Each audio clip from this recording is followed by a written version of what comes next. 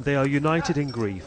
Over the last 40 years, each woman here has lost a male relative during the troubles between rebels and the state.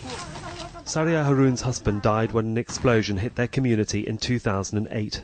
My home was burned down and now I run a small street stall. It's not enough to support me and my 5 children. No permanent home and a very uncertain future. Each told me they longed for a lasting peace, one that the entire community can embrace. A peace deal between the government and the Moro Islamic Liberation Front was signed 2 years ago after more than a decade of negotiations. The peace agreement, contained in legislation known as the Bangsa Moro Basic Law, would have given the Muslim minority in the country more autonomy. The passage of this law stalled when 44 police commandos were killed in a clash with rebel fighters just over a year ago. The vote to ratify the law never happened.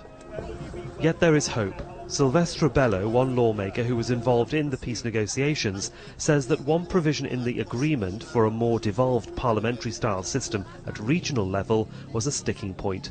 But if that was removed, the law had a good chance of passing, he told us.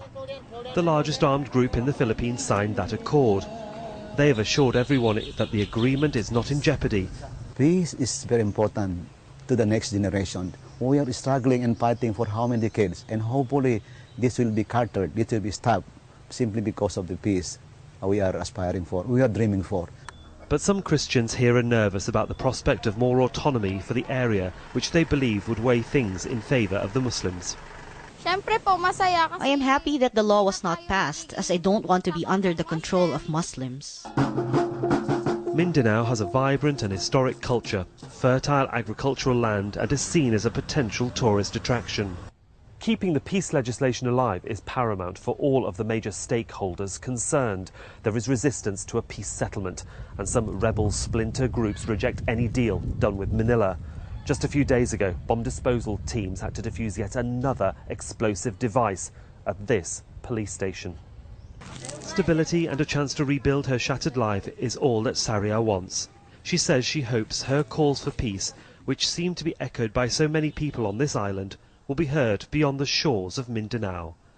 Sahil Rahman, Al Jazeera, Cotabato, Southern Philippines.